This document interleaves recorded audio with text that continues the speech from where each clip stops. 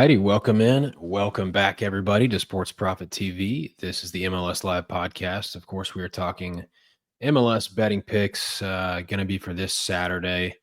I didn't put the match week on the description because I honestly have forgot which match week it was. I realized that today when I remember that we've had a couple of midweek slates. So I'm not sure if it's like 16, 15, 16, somewhere around there, depending on what MLS wants to call it, what they want to call a match week. But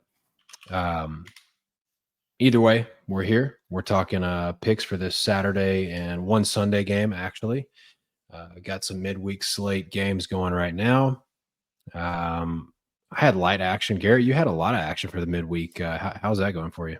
I had way more than I expected or probably wanted to. But it's going all right, man. The early looks that I posted, I think on Monday, first two hit. I'm still waiting to see what the Galaxy game does. So that was good. It's been hit or miss on those ads, though. I mean, New York Red Bulls, both teams to score plus over 2.5 was just cake. Push the under 3 because Houston scores 3 in Yankee Stadium. Yep. It's kind of wild. Yeah. So it's going okay. It's not a bad midweek slate. They can be difficult to navigate, but doing all right. But it always makes these shows harder when we have midweek action going on and we're trying to find the best looks for this weekend without. It feels like we kind of have an arm tied behind our backs with injuries, suspensions, anything that could play out while these games are going on, and we've already got these looks we like. And so while it does make it harder, though, we haven't actually struggled that much on weekend slates coming off of some midweek play. So it does, I can tell by your plays and my plays too, it does adjust our strategies a little bit. We do look at these games differently. May's just a busy month, man. I mean, most teams are getting 7 to 8 games in this month. And so you're just going to run into consistent rotation every slate from a number of teams. And we're having to factor that in, and hopefully all that extra research, all that extra time looking over this slate bears fruit this weekend. Yeah, I think it will. Didn't mention it, but really solid week last week. If you watched the show, we had 3 wins and 2 pushes. So I don't know if that technically we're allowed to say that was a perfect week, but no losses and plus 3 units. It was no losses. So we will take that all day. But let's get into it. We like you said, we've got a May is really busy, and then we're transitioning into international break coming soon, which I think we'll continue to have MLS games on. So we'll be navigating the international absentees as well, which we're used to. I mean, we've done that for years. So nothing too crazy, nothing we can't handle, right? But and as we expected, heavy MLS international camp. So lots of MLS guys will be missing. That's a totally different topic, but I don't mind it, man. I want to see some guys that really want it out there. Diego Luna guys. I don't mind it. I'm ready to fire the coach, so it's whatever. Yeah, I think we could go on about that for a minute if we wanted to, but let's get into it. We've got games gonna end the show with maybe some leans and maybe one more game that is not an MLS game that we could that we're going to discuss as well. So first game on the docket, we are looking at FC Cincinnati hosting DC United. Oh, this is me. That's you.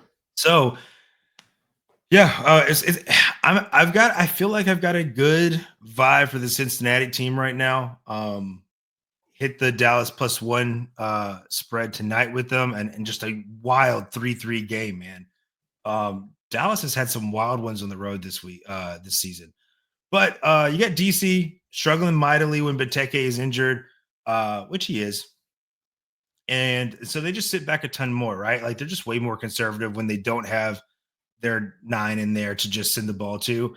Cincinnati are humming. I'll say that in the sense of I think they know who they are. The defensive troubles are still piling up for them, and that's either because of injuries. It was because of call-ups earlier in the season, but Cincinnati's defense is still a question mark. The offense is humming though. But I do actually expect rotation this weekend. I expected it tonight after you had Dinke and Evander play a full 90 last weekend. I expected them to do a little rotation tonight. They don't. They're saving it for this weekend, I'm assuming, as Dinke and Evander went another full 90.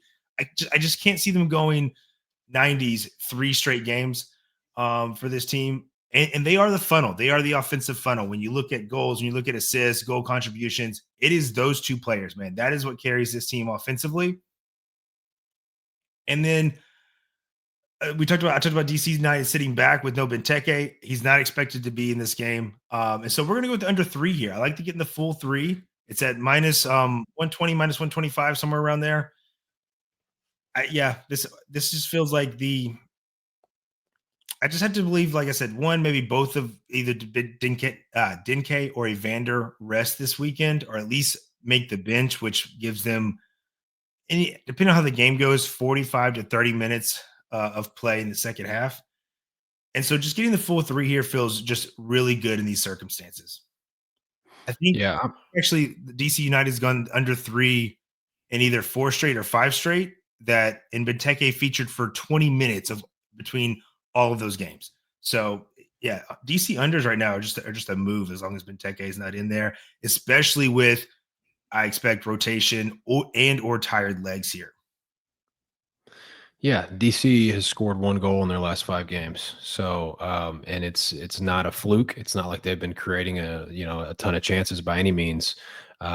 This team, this was a fun attack a year ago when they had a little bit more supporting cast around Benteke.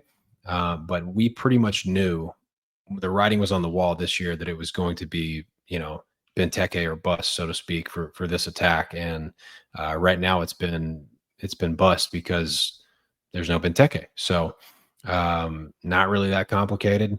FC Cincinnati, like you said, it did feel like, whether they'll admit it or not, Acosta coming back to town tonight, the midweek game, felt like the bigger of the 2 games compared to this game. And I don't know if that influenced having, Evander and Dinke, playing a full 90 again, like you said, but rotation's got to come at some point because the schedule is just super congested. So Cincinnati definitely wanted to give them a battle tonight. You had Acosta, who was suspended last weekend, so he was coming in a full week of rest, right? Like plenty of rest. Musa came off the bench on the weekend, so you knew he was starting the slate. So they knew they were going to get a strong Dallas attack, and I think they had to answer that. I figured they would sit one on the bench, one of the 2 big ones on the bench, and have them come in second half. That's how I thought they'd play it. Because there's a chance this weekend where neither one of these guys start. It's a lot of minutes to log this month when Cincinnati has 7 games in May. So I think they're absolutely going to have to sacrifice someone this weekend. Yeah, I'm with you. Oh, we have a comment. I still don't. Gunnar Jacob says, "Yo, it's got an X on it. Welcome in." I still don't know how we have comments on X. I don't know where they come from. I mean, or do they just, they're just appearing into the X universe. So, welcome in, Gunnar. Thank you, sir. All right, on to our next one. We are looking at Nashville hosting NYCFC. I already had this down as a play. I like it maybe a little bit more. I already liked it a lot. This was close to at this price was close to multi-unit territory for me, just because I'm much higher in one of these other 2 teams than the other, and Nashville's at home. So really like Nashville here. NYCFC is a Yankee Stadium merchant, especially this year. They are not a bad team. I'm not going to say that they're a bad team, right? But they are just, extremely reliant on darn near 40-year-old Maxi Morales, and then some other guys that have, they kind of been overachievers, right? They've got a lot of overachievers in the group, and that's great. Not a bad team to back when they're at home. They lost, 3-0 tonight at home against Houston, which was kind of a funky game. I mean, I could have seen that game ending 0-0. In hindsight, NYC didn't really show up the way they normally do at home, but really like Nashville. I really like Nashville at home. Plus 115. I think I snagged this, or I didn't snag it because I don't have a lot of domestic access, but I saw it at MGM at plus 115. Which I think is just crazy. I mean, I don't think these guys should be even money at home against NYC. Nashville at home has been awesome. I mean, analytically, eye test everything that you want to look at. Nashville has looked really good, and I just think if this game was on a neutral site, I have Nashville quite a bit higher in my power rating already as is, and we're getting them at home against NYC, who I think they've been overachieving a little bit. And they might be hitting a little, based on tonight's performance, they might be hitting a little bit of a fizzle, a little bit of a lull. So I'll take Nashville plus money. I'll take this. Honestly, I would play this at minus 110 or better. If you're watching this later in the week, or if you just don't have, tons of books to pick from. Really like Nashville. If this stays plus money, probably going to be considering multi-units, but 1 unit for now.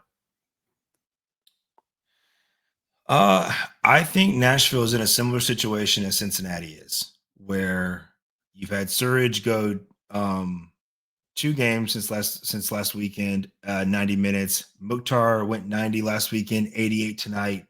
And that is the funnel, man. When you look at this team with goals plus assists, both those guys have 11. This team only has 28 goals. They are the absolute definition of a funnel. Nashville is strong at home for sure.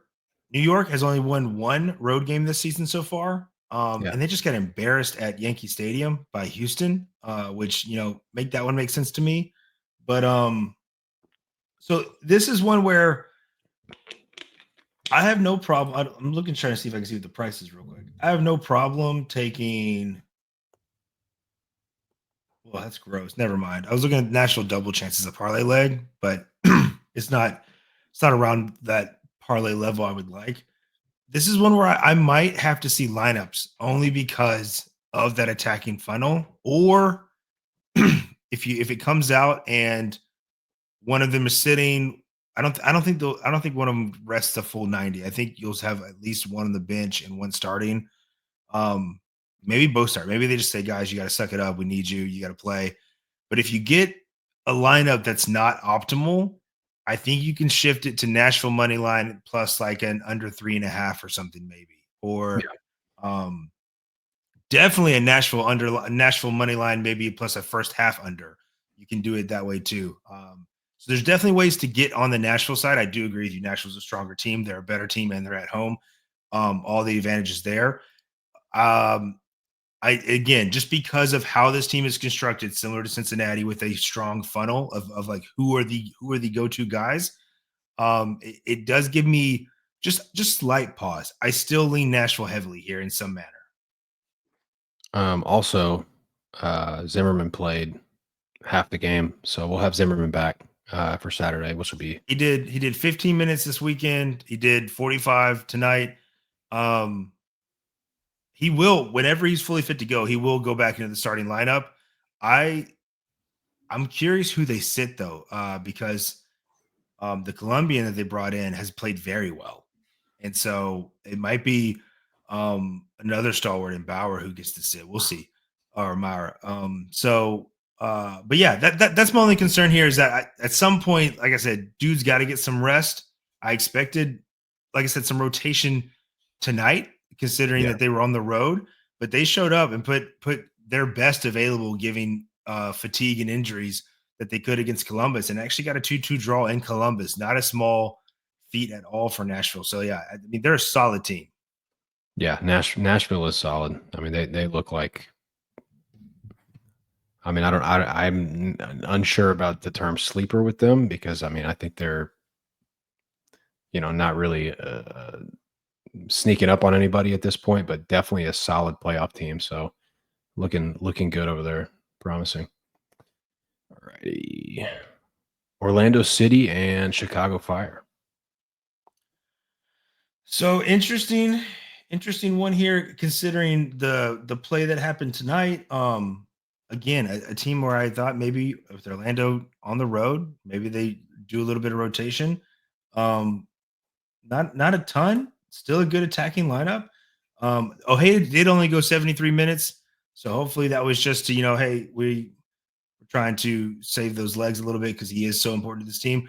But the play here, of course, with the Chicago Fire is going to be both teams to score plus over 2.5. And I saw this at minus 105 just a little while ago. So I'm going to stay in the Flames with the Fire and their style of play. This play is hitting in Chicago's last 4 games, including their U.S. Open Cup game versus New England. Chicago, both teams to score, is hitting at the highest rate of any team in MLS. And so we're just seeking an additional goal here from someone. This play also, I like this play a lot in the sense that it's Orlando at home. Chicago Fire did not play midweek. So they got a full week of rest and training. And so if I got a short rest team I got to bank on, I want that team to be home where they're a little more comfortable getting, a little more rest, sleeping in their own bed, stuff like that. So I like that Orlando's home. The rest of the team is on the road. This play has also hit in Orlando's in 3 of their last 4 games. Orlando's attack has been a little hit or miss for me this season. I think I've talked about it. We're like, these games 0-0 or 3-3. Like I never know what they're going to give. However, they are still the clear leader league-wide in big chances missed. So they are still routinely creating those chances. So I will continue to back that trend as long as it continues. And so Gutierrez for the Fire is suspended with that red card. It's not ideal, but I think the Fire still find one. And this really sounds like just Orlando 2-1, 3-1 Orlando. We'll have to see, though. That Fire attack is good, but they can give it up as far as on defense just as well as they can score. But I do expect goals here. And then I think, yes, they're holding midfielder Araujo for Orlando, got a red card. So I like that. So he won't be in this weekend. I like that even more for goals. Yep. He's definitely a staple in the back of that midfield. So yeah, at 105, I think this is just a ridiculously good play considering the teams involved. Yeah, Chicago's been awesome all year on the road. And I think maybe the best goal scoring road team in MLS, if I'm not mistaken. But I like this one. Oscar Pareja also got a red, so I guess he'll be suspended. I don't think that would hurt goals or anything at home. They might be, maybe wishful thinking, but your head coach is out, maybe slightly less organized, maybe a little more chaotic. So I think things line up well here for goals. And Chicago with Berhalter, they've just been all gas, no brakes anyway. So this one looks good. The price is a little bit surprising, especially with Orlando being at home, because mostly Orlando weird low scoring games have been when they're on the road. So I don't see why we don't get goals here. Yeah, and like I said, this is one of those plays where I think it moves by the weekend. I think you see some live movement here, and people start gravitating to that over.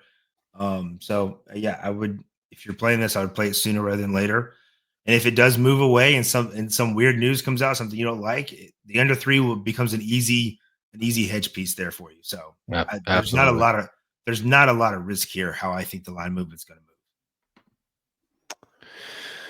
All righty, Seattle Sounders hosting Minnesota United, the Loons. Another under. So got more unders than we do overs on the show today. And part of that is because of midweek matches. And also, this is just kind of a matchup play for me. This is a Sunday. This is the Sunday standalone game. It's not Sunday night soccer. It's Sunday afternoon. These are 2 teams that are kind of defense first. They like to counter. And I don't think that bodes well for goals in this game, because I think Minnesota will probably pack it in for the most part, and they will, being on the road, they're going to tend to be the team that tries to counter Seattle, which means Seattle's going to have a lot of possession. And when Seattle has a lot of possession at home, then they're forced to try to like break you down and just and like give and go and stuff. That's not really their strength necessarily. So I think if that's the case, this feels like 1-0 either way, maybe a 1-1. But I think chances and goals are going to be really hard to come by in this game. I just don't see there being a lot of space anywhere near either box. And I think it's going to be choppy. I mean, I wouldn't be shocked to see 0-0 at halftime type of game, and then somebody finds a winner. Second half, 1-0 either way would not shock me. Yeah, I don't hate back in Minnesota here. Like if I had to look at a side, but I don't really have a great feel for the side, so I'm rolling with the under 3 at a little bit of juice here, -136. Yeah, I don't hate the under mainly because Seattle can't score like they should be able to. I think coming into tonight, they were sitting 11th in expected goals, which is just super surprising to me that they're that high considering they don't have a 9. That's been this team's problem for a while now. And yeah, I back in Seattle is at home because they have the best home advantage in the league right now statistically. Back in Seattle at home is the move, and yet it never feels good because like it takes them forever to find the net. They're hosting San Diego tonight. San Diego on the road has just been atrocious, and Seattle has a 0.3 expected goals right now, and they luckily are leading 1-0 in like the 86th minute. So like back in Seattle at home is just not. It doesn't feel good, but it is the move. If I had to play Seattle here, what is the price for them? It's actually fairly. It's got to feel fairly. No, only +105 against Minnesota. Let me see. I expected that to be a little more even. Like Minnesota's been good. But yeah, I mean, if I'm playing a team here at Seattle at home, like that's where I'm leaning. I'm trying to find as much push protection as I can with Seattle, as far as draw no bet or however you want to make it work. That's not really viable here, of course, with the money line being only +105. But definitely the under. I mean, Seattle unders right now is just where I would keep hitting. Because again, like they cannot score like they should be able to score, and it all comes from just not having a 9. Jesus Ferreira is not a 9. He's just not. And Morris, well, I think he's working back from the injury, but like he's not. He didn't start tonight. Di Rosario, the guy they called up from Tacoma, is nowhere to be found either. I didn't get any information on him, so I'll have to look into that after the show and like why he wasn't even on the bench tonight. Because like that, as sad as it is, I think that's actually their best striker on the team right now. He's going to make striker runs. He's a bigger body. Like that's who you want to kind of terrorize your defense a little bit. But yeah, no, I got nothing to say here as far as like I don't expect goals. So under 3, yeah, even at the juice is probably the move. Yeah, Morris wasn't even on the bench tonight, so yeah, definitely. I think he's just working his way back at training. I don't think he's gonna like even see time this weekend or anything like that. Yeah, so Di Rosario is the one that I was interested in tonight, like because I was like, this dude it's an opportunity with San Diego to get his first goal in for Seattle, and just nowhere to be found. So I'll have to dive into that later. All right, here we go. Houston Dynamo at home, hosting Sporting KC. I'm really curious to hear about this one. So we just saw Houston put up 3 goals in Yankee Stadium, which is just wild, right? And so they've got short rest, similar to the Orlando look here. Houston short rest, but at home, which I'm more comfortable with. Kansas City didn't play midweek, fresh legs on the road. I just like how that matches up here. And we're going to go to move for both teams to score because it is playable. I just again love that Houston's home. KC fresh legs on the road just creates the dynamic I'm looking for this play. I do think that it being playable here is actually a little interesting. This is hitting for Houston at a 63% clip at home, 63%. It's actually hitting for Kansas City at the same percentage when they're on the road, 63%. I'm not ruling out like a 1-1 here. I don't really have a lean on either team, like given all the variables and stuff, like what side's going to get points or whatever. Both teams to score here just represents incredible value to me, considering what Houston has done lately. They are finding the net. Kansas City, I mean, that the stats speak for themselves. Like on the road, they are going to find the net and concede. Like that's just what they've been doing 63% of the time, just like Houston. So this matchup just creates a very interesting opportunity to be able to grab both teams to score here at a playable price. And Houston's attack tonight just did nothing but fill me with confidence even more for this. Yeah, which is interesting because they rotated some also, so should probably be stronger as far as the attack line, the attacking lineup for Saturday. This is where we need our sound effect, because this 100% qualifies as a gut play, right? I mean, it's a spot yeah. You're not going to play. see me be on Houston both teams to score very often, or backing No. Sporting Kansas City to score. And like I said, there's a real world where this ends 1-1, and it is a gross game. But between the circumstances, with Houston being at home and short rest, Kansas City fresh legs, and the way, like I said, both teams to score has just been working for these teams given their particular splits. I'm just like, this should be closer to like -150 in my opinion. I mean, I will say, like, I don't have them tracked specifically because it's kind of just something fun that we talk about on the show. But when we have like clearly a gut play, clearly a feel play that doesn't really align with all the analytics in the world, right? Our track record has been pretty good with those, and that's what this one is. So I'll for sure be tailing those. It's fun to have the fun, exciting plays and stuff, and the plays that everyone's looking for, right? Like the San Jose overs, like everyone's just expecting that. The gross plays, they hold their own on the show. They really have, honestly. All right, so that was 1, 2, 3, 4, 5 officials for this weekend. How about a bonus pick, though, or at least a lean? We've got Garrett's favorite event of the year, the FIFA Club World Cup coming up. I actually am personally excited about it, but I like seeing the obscure matchups. That's what's more fun about it for me. If I was just a soccer fan and not a sports bettor, I may have a different opinion on that, but I like seeing the unique matchups. But this one is a play-in game. LAFC is going to be taking on. Are they hosting, or is this a neutral site? I can't remember. I'm looking. I know it's for sure in California. No, it's at BMO. It's in LA. Okay, and I mean that won't stop there from being a ton of Club America fans there either. But it'll stop Mexico from winning, though. That's just what it does. Yeah, it definitely could.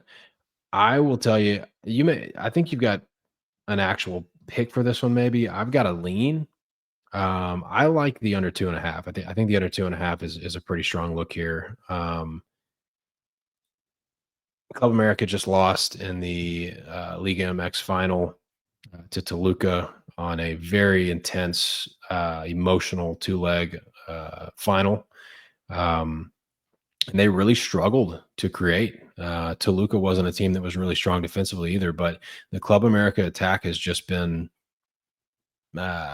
just not bad, but compared to the normal standard has definitely taken it. It has not been quite as sharp this year, and they've been good defensively. So I think this one lines up for a high stakes game, and I would lean under 2.5. How about you? I will be on LAFC draw no bet all day at like -118. Like that is an easy play for me given the circumstances. Yeah. LAFC and Club America have played relatively the same amount of games in the same amount of span over the last 7 to 10 days. LAFC was able to rotate versus Montreal. They were able to get guys out and just kind of keep it moving there in that game.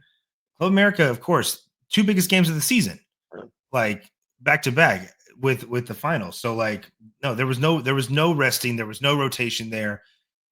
Toluca, man, was just so much value in that second leg. Money line, team total, draw no bet, however you want to lay it, man. It was incredible. And yeah, I think that's going to break Club America. And so LAFC, they've haven't lost to this team, I don't think. They've played them, I think, twice. Once in CONCACAF Champions Cup, once in Leagues Cup. Haven't lost. And again, it's just different when MLS gets to host these clubs in their home stadium. Yes, Mexico fans are going to come out regardless of the team. Like they're gonna come out. It's gonna be full. It hasn't mattered. These Liga MX sides just do not enjoy traveling to the US. Like I think that's just been shown through multiple tournaments. It's just not they just don't excel.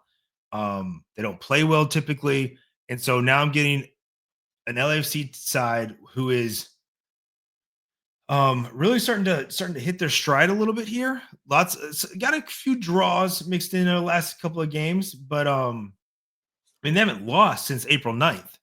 And so like they're humming right along. And if LAFC was on the road, I'd be a little more iffy because LAFC road games are again averaging 4 goals a game, and that's just asking for trouble. But at home, man, they have been pretty locked in with a 5-1-1 record through 7 games, only allowed 4 goals. Yeah, so I do like it with the under here, but yeah, draw no bet just represents a ton of value given what's going on with this game. I do worry a little bit about about this game getting a little too open, maybe. And I think that only behooves LAFC here because of how much money is on the line for these Club World Cup games, where you've got in total over $1 billion in prize money that's going to be divvied out to these clubs based on where they finish and stuff. So like wow, that some of that goes right to the players. So there's definitely money to play for here. So I'm sure ownership and stuff is kind of, in the ear saying like, this is a big game. You want to win this. We got to advance just because of all the financial implications as well. But no, draw no bet here would absolutely be where I'm laying my money. that's actually a crazy investment into the tournament because I've never heard of anything even close to that for any tournament. I mean, they are hell bent on making this work, which is the only reason why it's going to work is because they're just going to float it with as much cash as it takes. That's one reason why I don't like this is we're already making these guys play even more games. And this is from somebody who I'll watch soccer all day, every day. Like last weekend, I think I consumed 22 hours between Australia all the way to Liga MX. I will watch it nonstop. But it's just becoming too much now.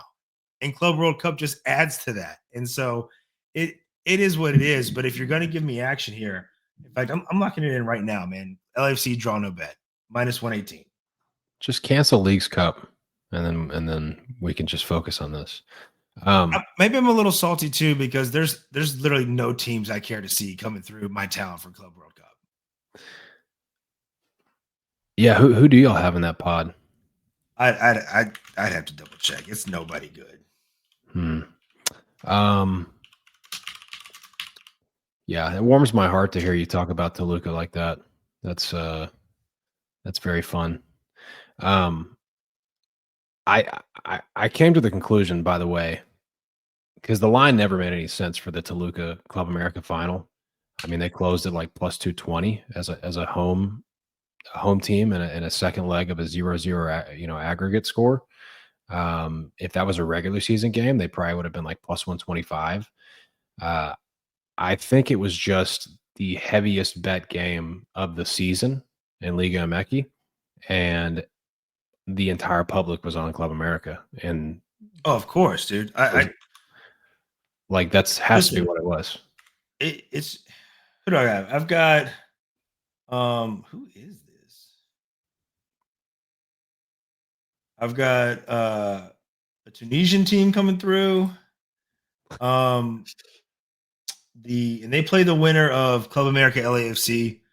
So that interested me maybe just a little bit, but then I've got Auckland City FC, Boca Juniors, and then Al Hilal and Pachuca. Like just nobody Just nobody super interesting, right? Like, didn't even get like a Sporting or something. I mean, I can go watch Al Hilal, but like it's just a bunch of old dudes that I wish I could have seen in their prime. Like that's it. is Ronaldo coming to MLS or what? Is that what MLS was talking about today? No, that dude's just always excited. Transfers are just exciting, right? Like it's always the unknown. Anybody can come. Like there's always the chance. I don't know. I think everybody's trying to read the tea leaves, right? Like, what did he mean when he said like this chapter's closing, but the story's still continuing? Like, is he talking about the season? I think if he could get out of Saudi Arabia, he would get out of Saudi Arabia. I don't know. I don't know where he goes. I mean, he's the best 40-year-old in the world. Like, I'm willing to say that. Like, he's still Ronaldo. He still works his tail off. So, like, even at 40, he's still the best 40-year-old in the world. It's all about what do you want, man? Like, you got paid a gajillion dollars for what, 2 years? Yeah. So what do you want? Do you want to win things? Like, because like you could go to France, you could go to Italy, you could even go to Germany. Like, there's places you could go to try to win. Yeah. If that's the route, Italy's probably your best chance. Just going back to Italy, or if you want to get paid and try to win, you could do that in MLS. It's always hard though for these teams to make this kind of deal happen over the summer. Like if you remember with the Messi deal, it took months and months. It actually took them 2 years really to like get it all hammered out and ready to go. And then it was leaked for like months that he's coming.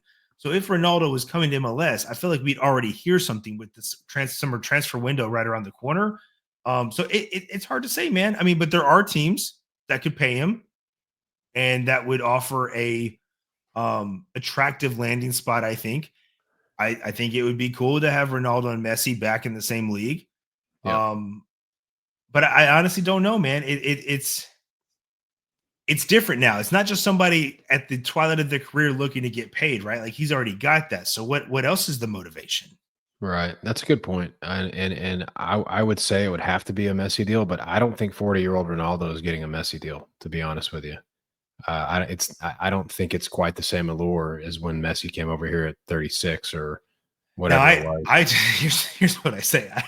Just coming from a pride perspective, I don't think he comes to MLS for less than Messi. Like I don't think it's happening. I get it.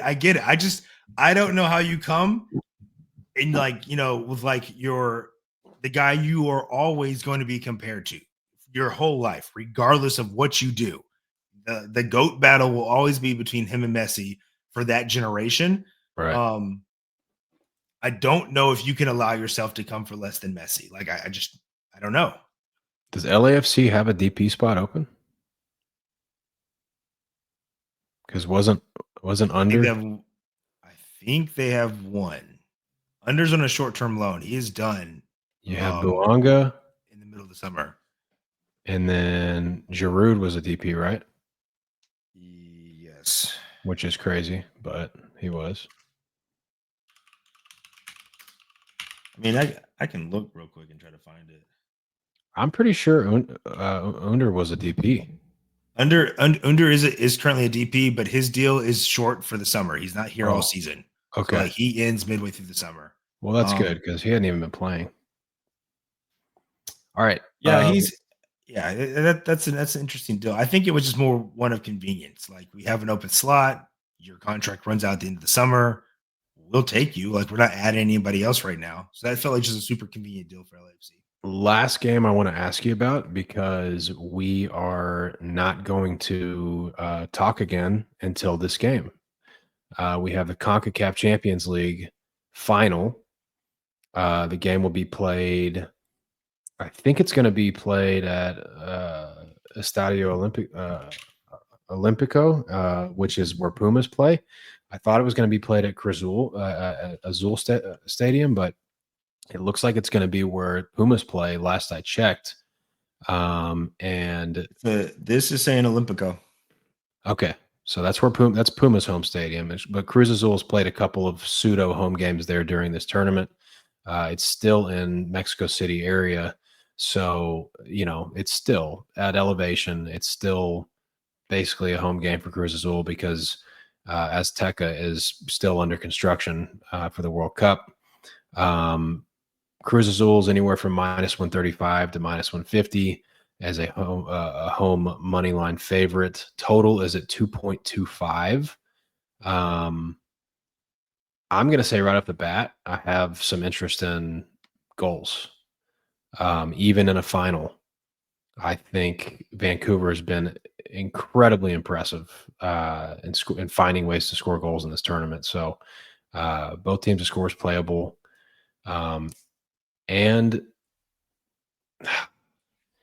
my heart obviously wants to back Vancouver again. I hate that they're missing Berhalter for this game. That to me is a huge blow because he has played out of his mind in this tournament.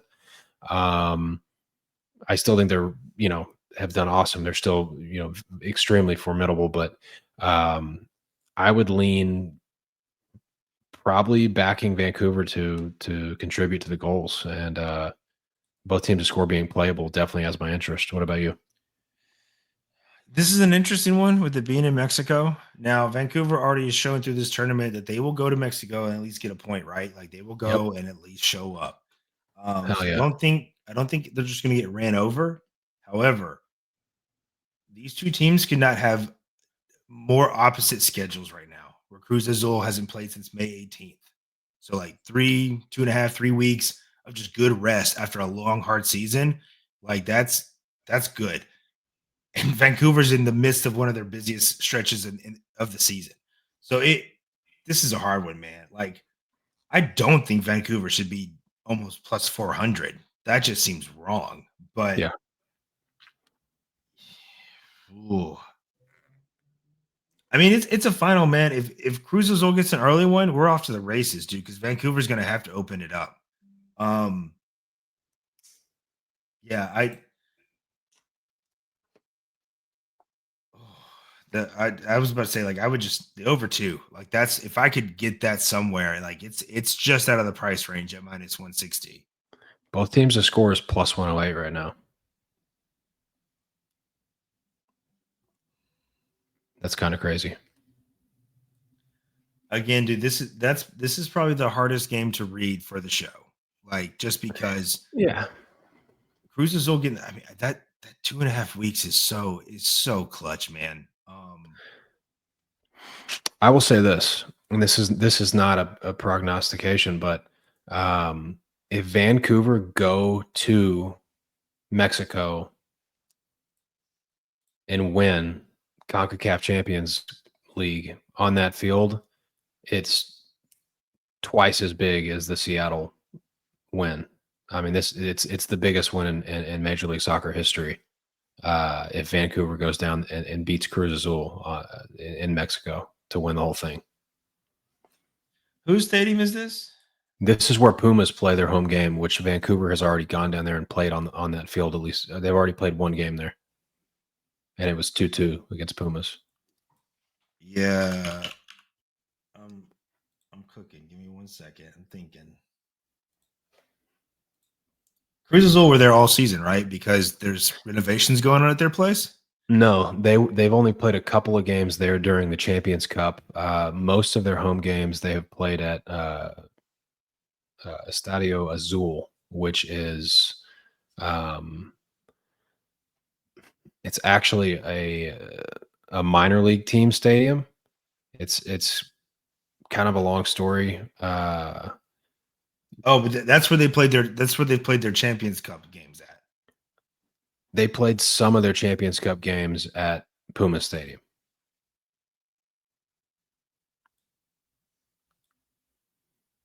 All right, both teams to score. Let's lock it in. Yeah, let's do it. Let's make it an official show pick. How about that? Plus 108. There we go. I do think like I said, I feel like this game could go a lot of ways. The over 2 would be like where I would try to land if I could, find it in my somewhere in my juice tolerance. It's not, but Vancouver has gone to Mexico multiple times in this cup, has come away with draws, hasn't actually lost yet, and so having already been there in a stadium that they know, yeah, both teams to score. That's where we're at. let the magic continue. And then not after as much rotation for Vancouver as I thought they'd have tonight. After this, both teams to score cashes. But we're rooting hard for Vancouver to win this thing. Obviously, this I'm gonna be honest. This smells like Cruisers will win, or we're going into extra time. Like one of those two. Yeah, it seems just super unrealistic for Vancouver just to win outright. If this, but I mean, they've got so much Team of Destiny vibes. Like, who knows? If this game goes to penalties, Vancouver's winning. I'm calling it right now. All righty. Well, there we go, folks. Five MLS picks and a bonus pick for the CONCACAF Champions Cup final, which will be Sunday evening. Hopefully the magic will continue for the Whitecaps, and they'll go down to Mexico and score a goal, or two, or maybe three. But both teams score plus 108. And other than that, I'm going to go get some dinner. Garrett, any closing remarks? No, I mean, perfect example. Seattle win 1-0 tonight. We had like 3 units on Seattle spread out tonight.